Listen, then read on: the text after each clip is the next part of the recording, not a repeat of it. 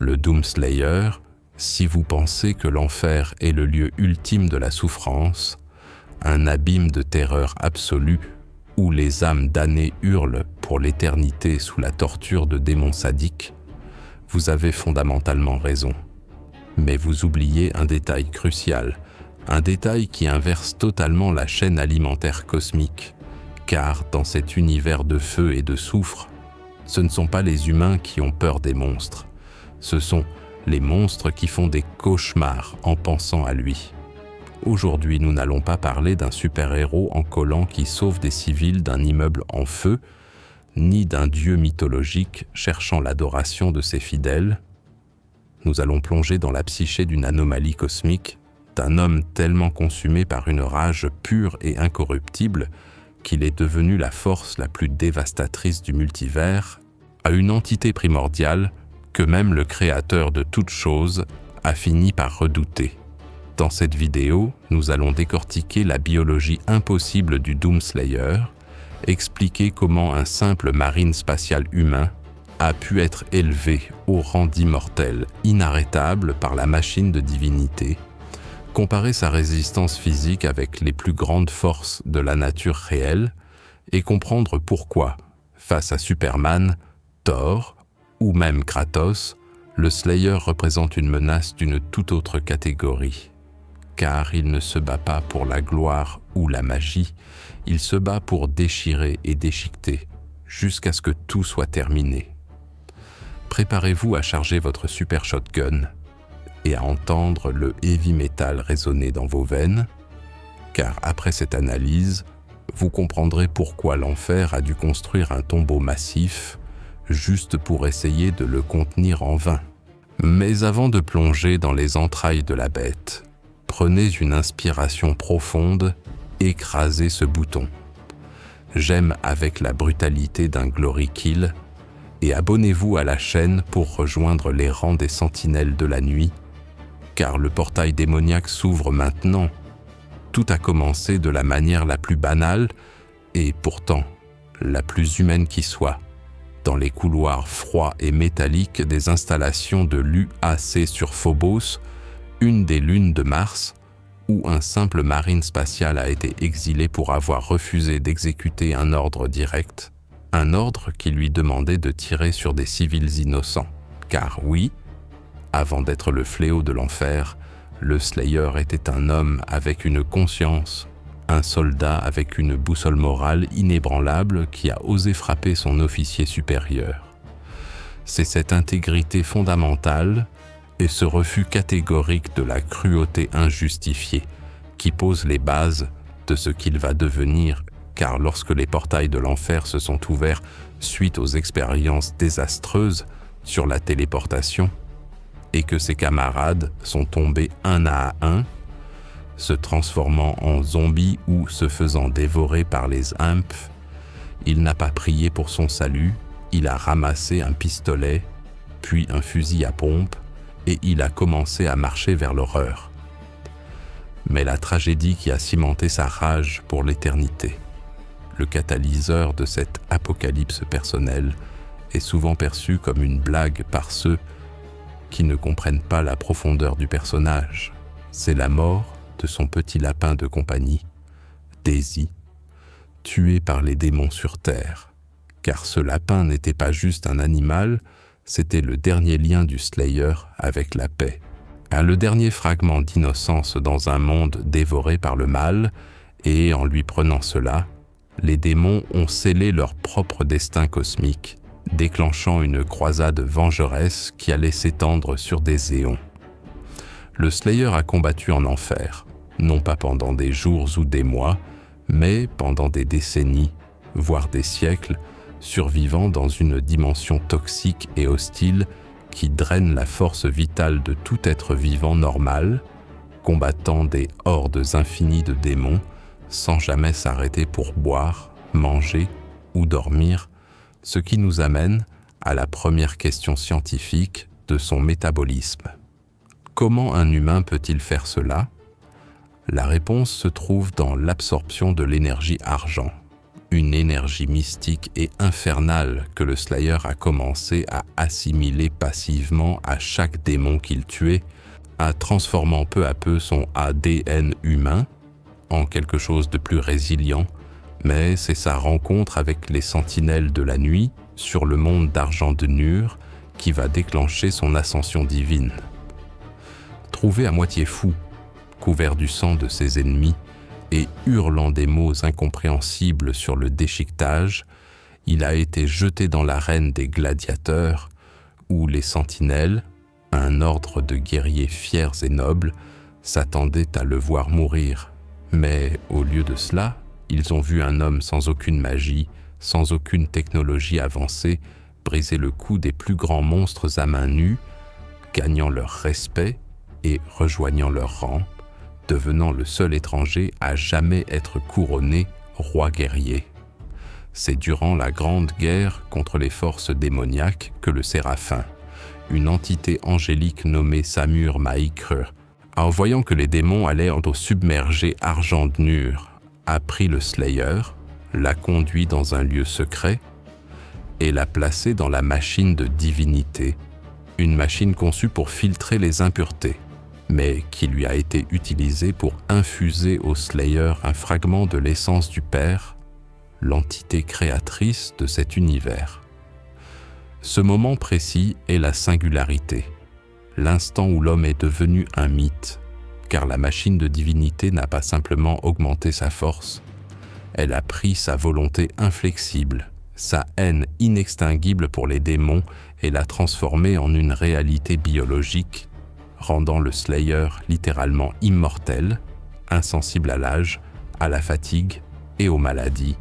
Sa force physique, sa vitesse et son endurance sont devenues proportionnelles à sa volonté de vaincre, ce qui signifie que tant qu'il a la volonté de se battre, sa puissance n'a pas de limite théorique, une caractéristique qui le différencie fondamentalement des héros classiques. Prenons l'exemple de Kratos, que nous avons analysé précédemment.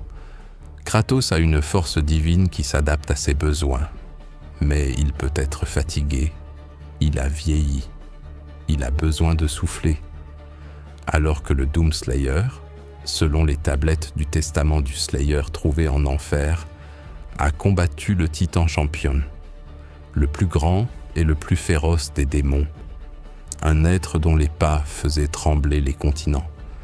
Et le Slayer l'a affronté nu, sans son armure, uniquement avec ses poings et sa rage, battant le Titan à mort dans un combat qui a duré un temps incalculable, un exploit qui, si on le ramène à notre réalité physique, équivaudrait à un homme arrêtant la course d'une plaque tectonique en mouvement simplement en la frappant à répétition jusqu'à ce que la roche s'effrite en poussière.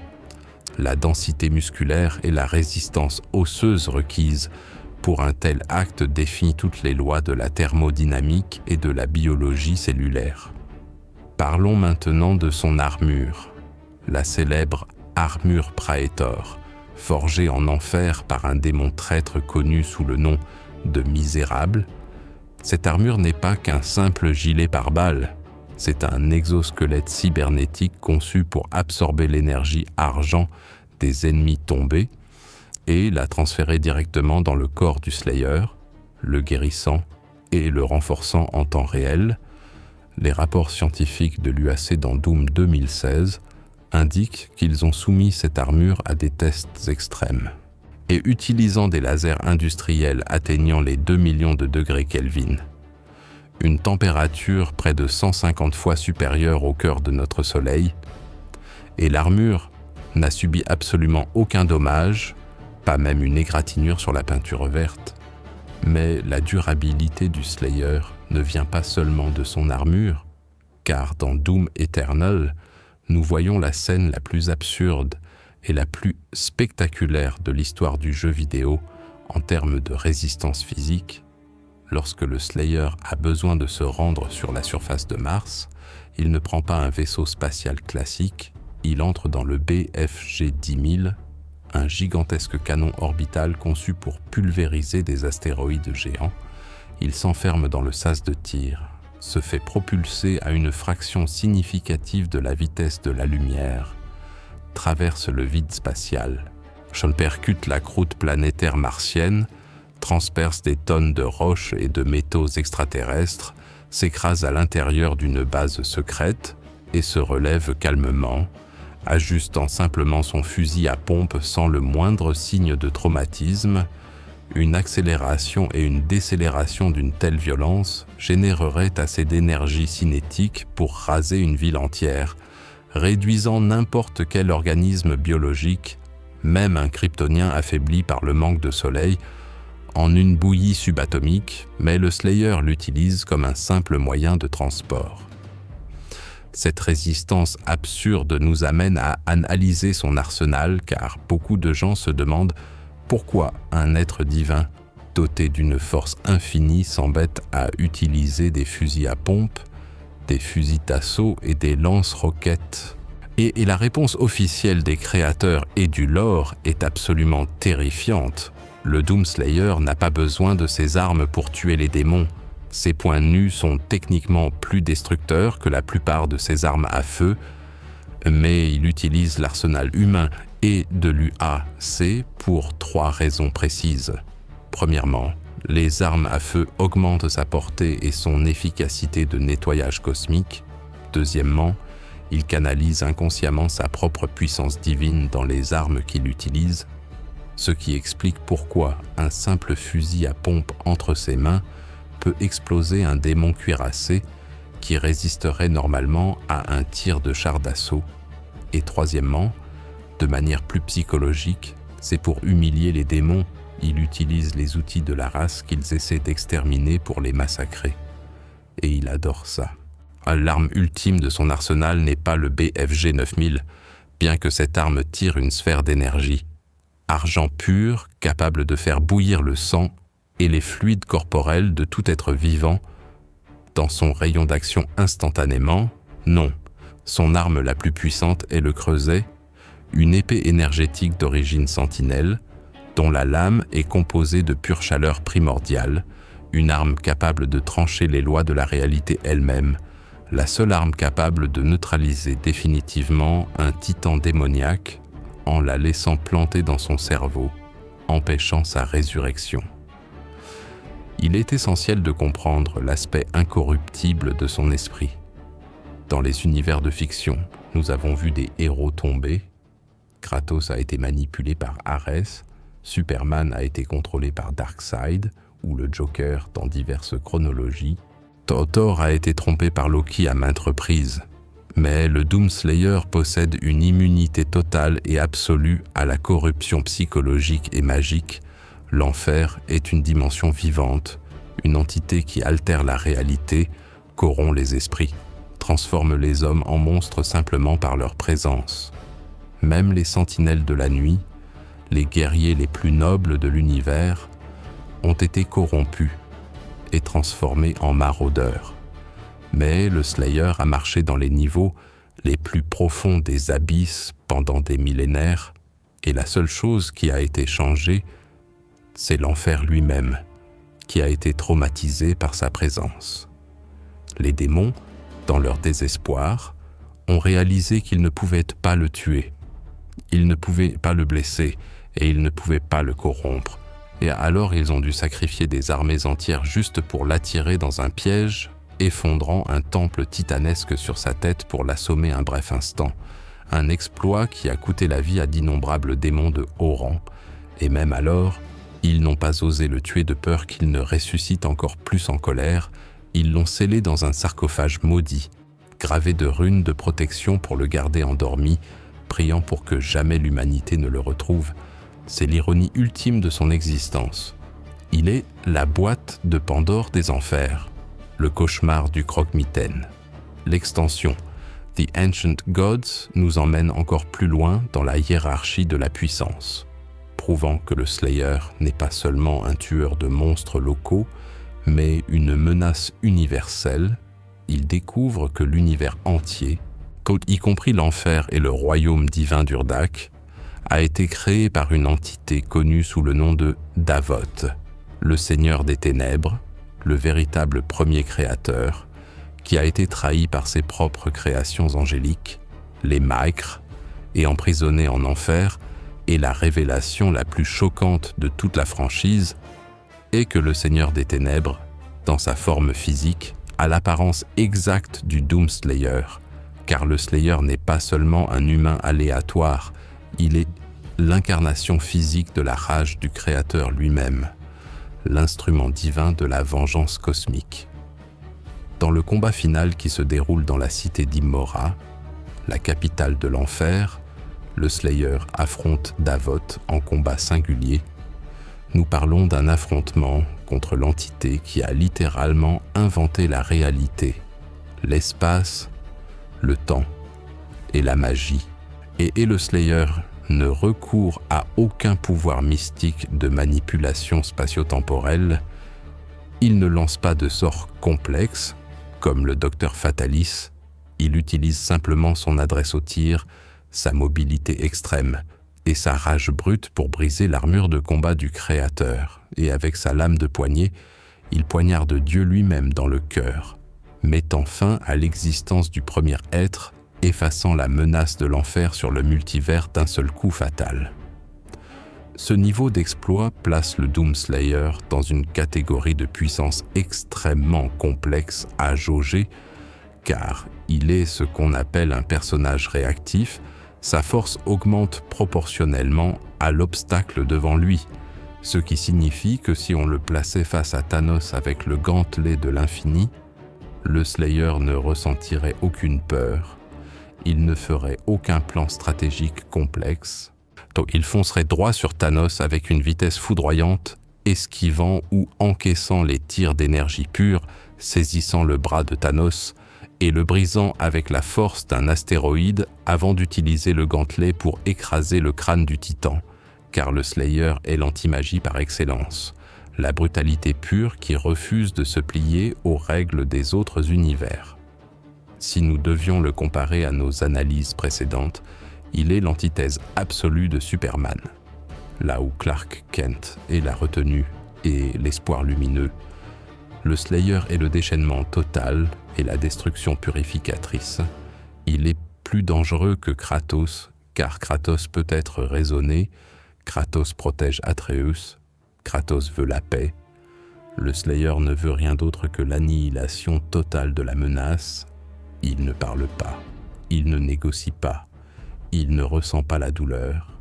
Il est une force de la nature, au même titre que la gravité ou l'entropie cosmique. Sa capacité à détruire l'icône du péché, un titan dont la simple existence sur Terre provoquait l'effondrement de la réalité et la création d'un trou noir supermassif, prouve qu'il peut neutraliser des menaces de niveau effondrement universel avec des armes conventionnelles infusées de sa volonté. Et une fois sa mission terminée, une fois que chaque démon est retourné en poussière et que l'univers est en sécurité, le Slayer ne réclame aucun trône, aucune couronne, aucune adoration. Il retourne de lui-même dans son sarcophage, se plongeant dans un sommeil profond, car il sait pertinemment que sa place n'est pas parmi les vivants qu'il protège. Il est une arme, et une arme n'a pas sa place en temps de paix. Il attendra silencieusement, dans l'ombre, le jour où l'humanité aura de nouveau besoin d'un bouclier sanglant pour repousser les ténèbres.